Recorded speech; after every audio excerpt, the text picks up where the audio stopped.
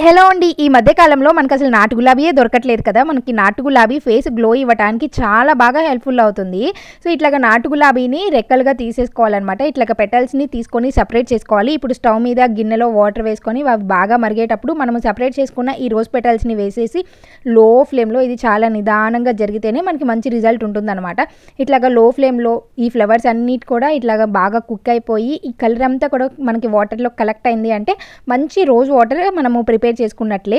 ఇది న్యాచురల్‌గా వచ్చింది కాబట్టి మనకి ఈ కలర్ ఉంటుంది. మనకి బయట చాలా ఆర్టిఫిషియల్ కలర్స్ కలుపుతుంటారు కాబట్టి మనకి అవి పింక్ కలర్‌లో వస్తాయి. ఇప్పుడు దీంట్లో విటమిన్ ఈ క్యాప్సూల్‌ని వేశాను. విటమిన్ ఈ క్యాప్సూల్ మన ఫేస్ మీద ఉన్న డెడ్ స్కిన్ అండ్ ఫేస్‌ని గ్లో ఇవ్వడానికి చాలా బాగా హెల్ప్‌ఫుల్ అవుతుంది. పూర్తిగా చల్లారిపోయిన తర్వాత ఏదైనా స్ప్రే బాటిల్‌లోకి ట్రాన్స్‌ఫర్ చేసుకొని మన ఫేస్ మీద డైలీ నైట్ పనుకునేటప్పుడు అప్లై చేసుకున్నారు అంటే చాలా మంచి స్మెల్ వస్తుంది అండ్ ఫేస్ కూడా గ్లోగా మారుతుంది. రోజ్ వాటర్‌ని బయట కొనాలి అనుకుంటే చక్కగా ఇంట్లోనే ఒక 5 నిమిషాల పాటు టైం కేటాయించారంటే బ్యూటిఫుల్‌గా మీరే తయారు చేసుకోవచ్చు. ఈ వీడియో నచ్చితే ఉపయోగపడే వాళ్ళకి షేర్ చేయండి.